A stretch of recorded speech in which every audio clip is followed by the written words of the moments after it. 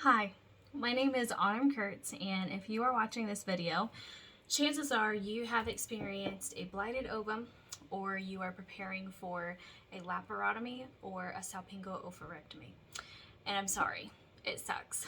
But I wanted to share my experience with you in hopes of encouraging you, reminding you that you're not alone, and hopefully giving you some tidbits of advice. So, let's hop right into my experience over the past 3 months. So I found out I was pregnant on Memorial Day. This was our second pregnancy. Our first ended in miscarriage at 6 weeks back in November of 2020. And so I found out I was pregnant, and it obviously came with some nerves, but I was determined to just soak it in while I could. I even bought myself a mug that said, live in the moment. And so I spent all of June believing that I was pregnant. I was taking good care of myself, taking lots of supplements, cutting back on caffeine, doing all the things that you're supposed to. And I even told quite a few friends that I was pregnant because, number one, I wanted the extra prayers and support. And number two, my goal was to validate this baby's existence no matter what happened this time. So I wasn't afraid to tell too many people. And we even told my parents around Father's Day. Unfortunately, our first ultrasound happened around 8 weeks. It was on July 2nd. It was July 4th weekend because it was a Friday. And not only did the gestational sac not show anything, which at 8 weeks you should be able to see something, but there was a very large cyst in my abdomen. And at that ultrasound, she focused mainly on the cyst and not so much on the empty gestational sac, but it's almost like the Lord is preparing my heart because all along I felt like the ultrasound wasn't going to go well, and I wasn't sure why. So not only did we not see a baby, but there was this very large thing taking up lots of room in my abdomen, and we weren't sure what it was, where it was coming from. We just knew that it was ginormous. It took up most of the ultrasound screen, and it was measuring very large. It was about 12 by 24 centimeters. Which is about like a 5 by 9 inches. So for me, in my head, I was thinking like a 5 by 7 picture frame, but a little bit bigger. So that was causing a lot of pressure in my abdomen. I thought that it was just pregnancy symptoms, but come to find out it was this very large cyst. And it was making me not able to eat much, and it was causing some discomfort. So the biggest problem was because it was July 4th weekend, I called so many places and nobody was willing to help me. They were just sending me to the emergency room or telling me I'd have to wait until Tuesday, and I just was not excited about that. I just wanted answers. I wanted to know what this thing was, what I needed to do to take care of it, and I wanted to know if I still had a baby. So I reached out to a friend of mine that I met through Young Living. We had just had coffee about 2.5 months prior to that, and she had told me that her husband was an OBGYN, and my husband actually did some yard work for him. So we had met them and met him and got to know them a little bit. I reached out to her hesitantly because I was desperate. I was desperate for someone to help me and to get some answers. And I asked her if her husband's office would help me, and she said yes, but he's going to call you.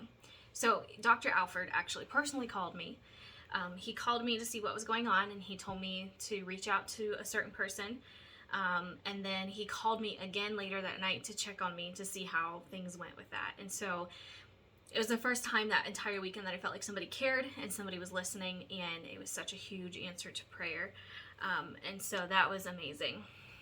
So I went to a doctor that my midwife recommended first, and that was a huge waste of time. She was very nice, but I didn't feel at peace about the appointment, mainly because we got no progress, no answers, no tests were done that day, absolutely nothing. She immediately discussed surgery instead of maybe some other natural options that I was hoping for. The biggest thing for me, though, is they would not let Brian in. And this was very hard for me because I've never been to an OB. I've never been to any kind of doctor like this, especially when you're not sure if you're pregnant and you're dealing with this large thing in your stomach. Like, it was very scary to do by myself. So that was a big deal to me. So we went to Dr. Alfred's office the following week. He fit me into his schedule, which I very much appreciated, and he immediately started running tests.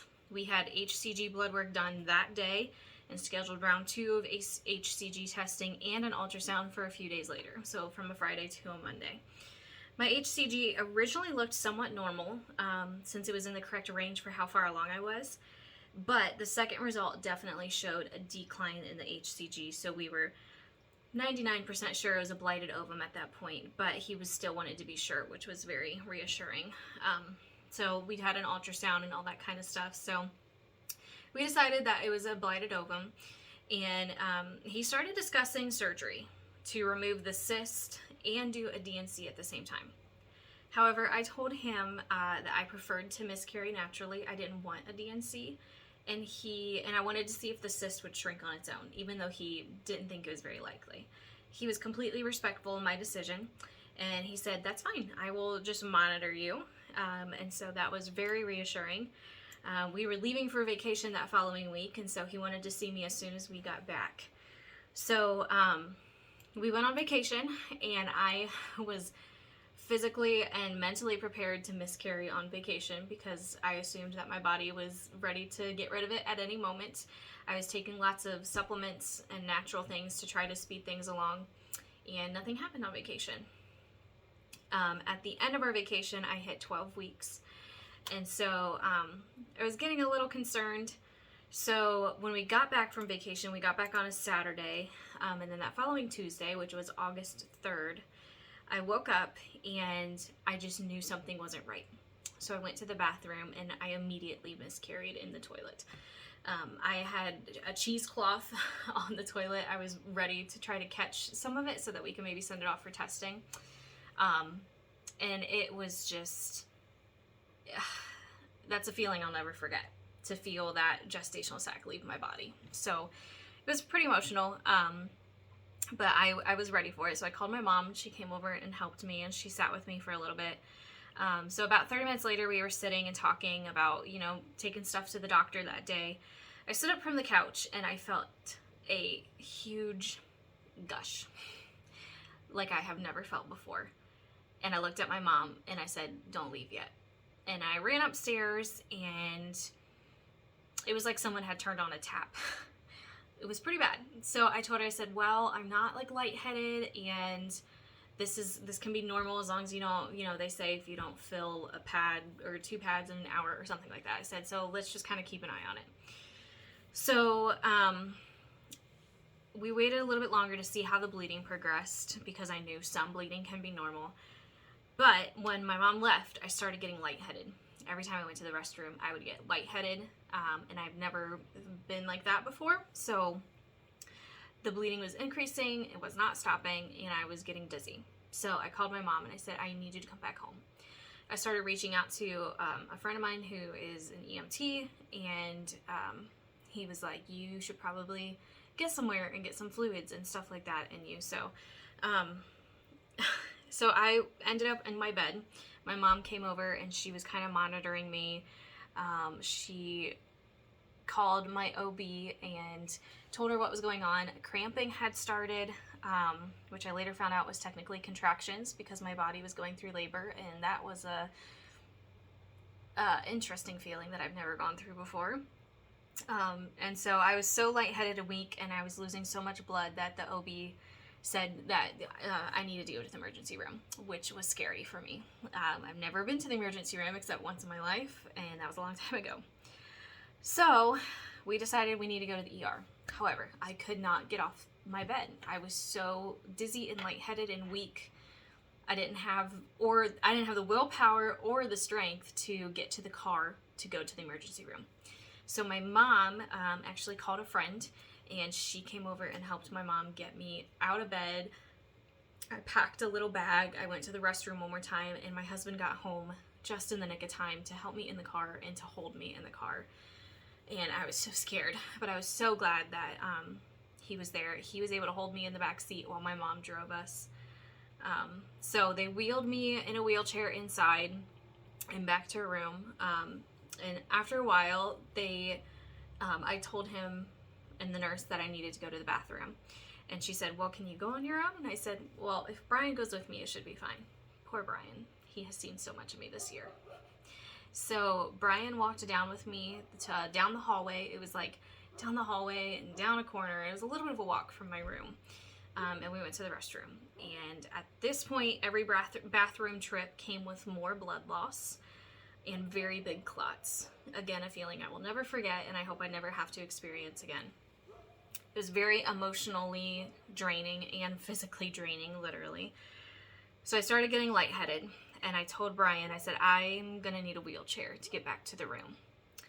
So I barely got myself up and barely washed my hands, and we walked out the door, and we were in the hallway, and I quickly realized I wasn't going to make it. I even told Brian, I'm not gonna make it. That's the last thing I remember. Next thing I know, I'm on the floor, surrounded by nurses calling my name, trying to wake me up.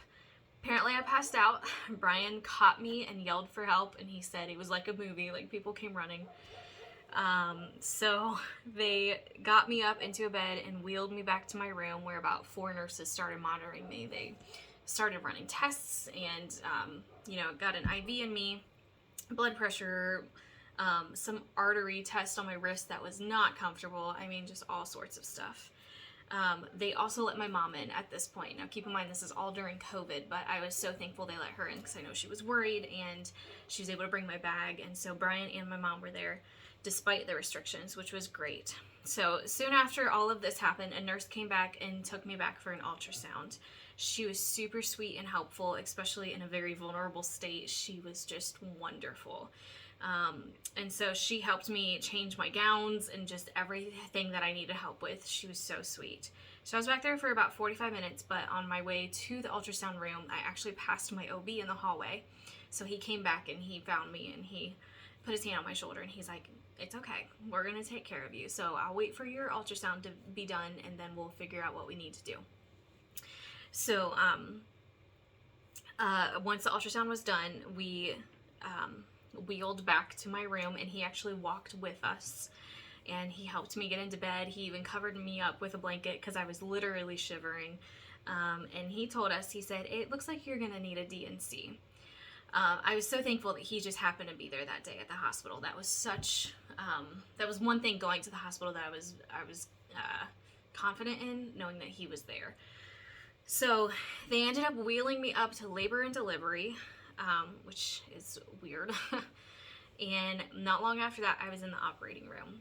We went to the ER around like 1 p.m., 1, and I was in surgery by like 4:30. This was my first ever surgery. I'm glad that it was an emergency situation and that it just had to happen, because I would not have chose to have a DNC and I would not have wanted to think about it. It just had to happen, and that was fine. That was okay for me. The last thing I remember was a nurse holding my hand, and I was like, thank you, that means a lot. And then I was just out. Next thing I know, I woke up kind of crying a little bit, and Brian was holding my hand. I specifically asked him to wake me up holding my hand, and he did, and it was so sweet. But apparently, I was very emotional coming out of surgery. When I get very worked up emotionally, I start coughing, and it's horrible. And Brian and my mom both said that's the hardest they've ever seen me cry. And so I was kind of embarrassed, but the nurse kept telling them, she's like, I promise she's okay. She just can't control her emotions at this point. And if you can imagine the emotional trauma that I have gone through that day, it made sense. So that was fun. So a few hours later, I was able to go home, which I was thankful for. I was very weak and tired for about a week afterwards, mostly due to the blood loss, because I had lost quite a bit between before going to the emergency room there and the DNC. I had lost quite a bit of blood. But I still needed to get the cyst out. That was one thing that I was bummed I couldn't just get it all done in one fell swoop. So the thing that held that back a little bit was when I was in there in the emergency room, they had tested my CA-125 levels, which is cancer cells or something like that. And it was unusually high. So I had to wait 2 more weeks to retest that. And it was a anxious 2 weeks, because then you have in your head, well, maybe I have cancer. And so it was scary. So even though we all kind of assumed it was high due to the miscarriage, there was still that fear, but it was high because of the trauma of the day and the miscarriage. and praise the Lord, the levels came back down 2 weeks later. So we scheduled surgery. It was the day after Labor Day, and it was about a month after my D&C. So he informed me that it appeared that the cyst had overtaken my right ovary and that it would probably need to be taken out as well. But he had assured me that you can still get pregnant with one. So I was okay with that. I knew there was nothing I could do to control it anyway. So leading up to surgery, I prepared myself by taking lots of Young Living supplements. I had about a month in between. So I took a lot of Young Living supplements. I applied like frankincense and a lot of oils over the incision area where I knew they were going to be cutting. I drank a lot of cold pressed organic juices from a local juice bar a week prior to fill my body with the nutrients it needed. And I know that helped a lot. So surgery day, we didn't have to be at the hospital until noon. So the hardest thing for me was not being able to eat or drink anything after midnight.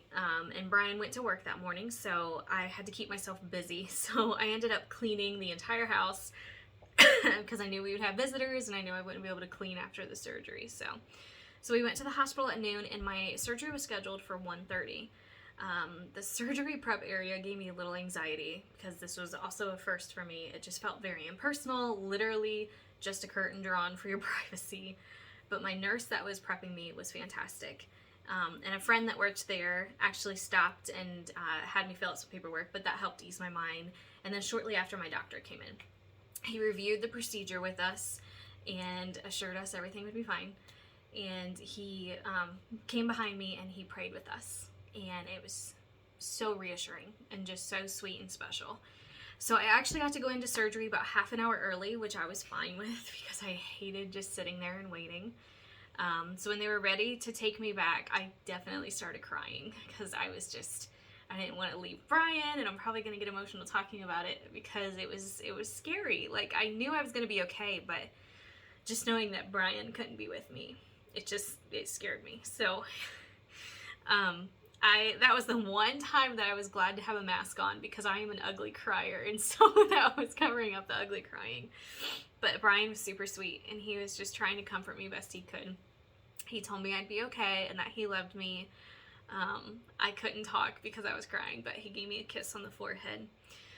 They wheeled me back, and my nurse was talking to me the whole way, and my anesthesiologist was walking with us, and everyone was so great. She introduced me to everybody, and as nervous as I was thankful for the introductions, and I was just trying to talk and be pleasant. So the last thing I remember was I had an oxygen mask on, and he said, "Take a deep breath," and after I started taking that deep breath, I was out. It's such a weird feeling, but whatever was blowing in definitely knocked me out. So I woke up in recovery pretty sore, and I was crying a little bit. So I don't know if I was emotional afterwards or not. I was never told, but she immediately asked me to rate my pain, and I was like, a 5? And she said, well, is it like incision pain or like cramping pain? And I was like, cramping? I didn't know how to answer these questions. So, and I had an oxygen mask on too. So my incision ended up being a little bit bigger than they thought. It was about 4 inches long. The cyst that they drained before they pulled it out was about 33 ounces of fluid. And so it was a lot. They did have to take my ovary, and the cyst had also taken over my fallopian tube. They said on the report when they pulled out the cyst, the ovary and the tube just came with it. So they had to take everything, which was kind of, I was kind of shocked by that. I didn't expect the tube to be gone either. But again, I've heard a lot of stories of getting pregnant with just one side. So I don't have a right side. I do have a left still though. So they gave me some meds, and they put an ice pack over my incision, and I noticed the clock said about 2:15. So my surgery took about an hour 15. I laid there for a while, and I think I fell asleep. But I was alert enough to hear what was going on around me. I could hear the conversations. I heard them call my husband. I heard them say, she's just been sleeping. And so they started getting me ready to be transported. And I actually was talking to my nurse about one of the new Marvel movies. Like, I was alert enough to have a conversation. So they actually transported me to labor and delivery, which was weird, but it was about 3:15 at that point. That hour flew by, but I'm sure I was asleep for the most of it. One thing I forgot to mention was the nurse that was prepping me for surgery. She said, "I noticed that you gave birth 5 weeks ago. Are you nursing?" And I was like, "It was a miscarriage. Like, I'm surprised that wasn't on the report." So that was kind of weird, and it kind of hurt a little bit, you know, but I know it wasn't her fault. But being in labor and delivery, I also got asked the next morning by my blood work guy if I had had my baby yet or if I was waiting to have my baby. And I'm like, I'm just here for abdominal surgery. So anyway, so I was kind of hoping to go home that night, but I could tell by the end of the night, like, there was no way I could go home. So they wheeled me to my room, and I had to move into another bed, which was tough because I had to just move with my arms and legs. I could not, you can't use your ab muscles, and so that was fun. Every movement hurt the incision area, but I made it to the bed, and soon after that, Brian came in. My nurses were great. They were all super kind. Again, to me, it was a big deal if Brian stayed, and I think they knew that. So I specifically asked, I was like, he's going to be able to stay, right? And she kind of looked at me, and she's like, he's not really supposed to. And I started crying. I was like, that's kind of a big deal for me. So she said, let me see what I can do. And they never said anything, and he stayed the whole night with me, which was so comforting. I'm not sure. My night nurse was great, so I would have been fine, but that was very helpful emotionally. So my nurse got me to stand up around 11 p.m., which was very hard. I stood and sat up for about 15 minutes, but then I started getting uncomfortable and I asked to lay back down. She said I was getting kind of pale and a little lightheaded, so I slept best I could, but it was hard because I knew she'd be coming in and out. But I fell asleep to watching The Office on my TV, which was comforting. So I woke up for good. I had to wake up at like 4 because she was planning to like take out the catheter and all that kind of stuff. And let me tell you, I was really nervous about that, but that was a lifesaver. Not having to get up and use the bathroom all night was amazing. They had those like pulse things on my legs, which was actually great. It felt like my legs were being hugged every 30 seconds. So I literally just had to lay there all night, and it was great. So I did get some sleep. I think my Ava told me I got about 5 or 6 hours. And then I woke up around 7:30 because the guy came in to do my blood work. My pain levels were pretty good this whole time. I had only been taking Tylenol and Motrin, other than whatever they gave me right out of surgery. And my nurses were all impressed, and I truly believe it's all the Young Living supplements, all the juices, and all the oils. So they were very impressed, and so around 10 a.m., Dr. Alfred had came in, and he checked on me and explained everything to us, and he said that I'd be good to go home that day. So about 10 a.m., they took the catheter out, so that I could try going to the bathroom on my own. That was tough and uncomfortable. The grab bar was a lifesaver, but I succeeded. So you have to go twice before they let you out, and I did fine. So I couldn't wait for them to get the IV out, though. It was like right here, and my vein there was so small, like it just felt like it was gonna burst that vein. It was very uncomfortable. I did not move my right arm hardly at all that whole time because I just couldn't without it being uncomfortable. So I was so glad they finally got that out, but it was the last thing that they did. And we got to go home around noon. So recovery at home, I stayed in bed for the rest of the day, only getting up to use the restroom, which I hated because it hurt. Brian had to help me out of bed, and he had to help me back in bed. He had to help me get down on the toilet and get off of the toilet. Bless his heart. He's seen way too much of me this year. Coughing, sneezing, and laughing were horrible. You don't realize that you use your ab muscles for all of that, but it was hard. So I was taking ibuprofen and Tylenol only every 4 to 6 hours, and I was doing really good. But definitely, if you have to have this kind of surgery, coughing, sneezing, and laughing will make you feel like your incision is going to pop open every time. It's tough. I've heard hold a pillow to it, and that helped a little bit. So I was stuck in one position, just laying in my bed, because I could not move at all without assistance. So like I said, I needed help with everything, and for the first like 3-4 days, I would walk hunched over like an old lady because you just felt like if you straightened up, you were going to tear everything. So that was fun. But I would definitely say the day of and the day after surgery were the toughest, pain-wise. and movement wise. It was tough, but I am very proud of myself for making it past that. By day 5, I was actually feeling pretty normal. I could walk around the house for a little bit longer. The pain was pretty minimal. I was able to get myself in and out of bed okay. I could get on and off the couch by myself, and I think that was the first day that I actually was able to shower too, because standing for long periods of time was hard. I rested on the couch a lot. I drank lots of water and took my supplements. I used ice packs pretty much 24/7 for the first 10 days. Ice packs were lifesavers, because there was one night that I didn't take it to bed with me, like day 3 after surgery, and I was hurting the next morning, and it made my incision itchy. So I used ice pretty much 24/7 for the first 10 days. I was weaned off of my meds by day 10, no problems. I was really just taking them to keep up with the pain. So, some recovery tips for you from this kind of surgery. Use as much ice as you want. It really does help. Don't hesitate to use the hospital underwear. That stuff is amazing. Ask for extras because, number one, if your incision bleeds, then you don't have to worry about bleeding on your good underwear. You can just throw it away. It's super stretchy, which when you wear your own underwear, it's obviously going to be more form-fitting, and so it hurts to pull over everything, and you want something that's not going to sit on your incision. So take the hospital underwear because it's like boy short, awesome, stretchy, high-waisted stuff, and it's amazing. I loved those. I stayed in them for as long as I could. I had one extra pair from the hospital, and I would have asked for more if I would have known how great they are. So that's a really good tip for you, is use the hospital underwear. Let's see here. Once you're home, like I said, you will definitely want high-waisted or super low-cut, like bikini underwear, so that it doesn't rub on your incision. That's definitely a big deal.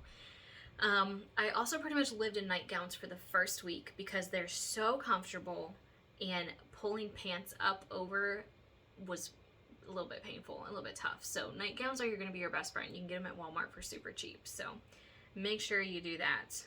If your bed is higher like mine or you're short like me, put a step stool beside your bed. That's how I got into bed for the first week, maybe week and a half. That helped me get out and in bed much easier, especially with Brian helping me. So, also, having a little bedside table was amazing. I have one that I took to college, and I was able to keep it by my bed and the couch to keep my medication, my water, my oils, all of that kind of stuff close at hand. So definitely invest in like a little bedside table. Scar and incision care. So Doc took off my steri strips from surgery on day 6 and replaced them with some fresh ones and some more glue. That night I started rolling a scar roller that I made from some Young Living essential oils that have oils that are great for your skin, for healing, and some vitamin E. I rolled that around the steri strips. Brian did for me because I couldn't really see it because it was such a low cut. On day 15, doctor took the strips off for good, so I started adding Clariderm to my routine. I would spray that on the incision every night and morning, at least that. So we did end up doing a little bit of a workup for our miscarriage, some blood work. That was on day 15, since this was our second reoccurring miscarriage, and that didn't really give us any results, so we are currently waiting to meet with a fertility specialist just to see what he recommends. But honestly, we're not in a hurry to have kids. We just want a living child next time we get pregnant. So that has been my experience over the past 3 months, and it was scary, but I learned a lot, and I feel a lot braver and a lot more confident now. The only thing I definitely just hate is the billing side of everything. It's a nightmare. But I hope that this helps you if you are going through any of this. This was mainly about my cyst removal, laparotomy, and stuff like that. But obviously I didn't expect to end up in the hospital with an emergency DNC for my blighted ovum. So I've been through a lot the last few months, but God is faithful, and He brought us through it, and I'm proud of myself for staying brave, and I'm so thankful for my husband. He's been like my nurse, and he has seen so much of me in a very vulnerable state, and he has just been amazing. So if you are going through any of this, I'm praying for you. You are not alone, and I hope that you found some advice or encouragement here, and you'll make it. I promise. So thank you for watching. I really appreciate it. You can also read this in blog format on my blog, theautumneffect.com/blog. And yeah, thank you for spending time with me. I hope you found something helpful and encouraging, and God bless. Have a great day.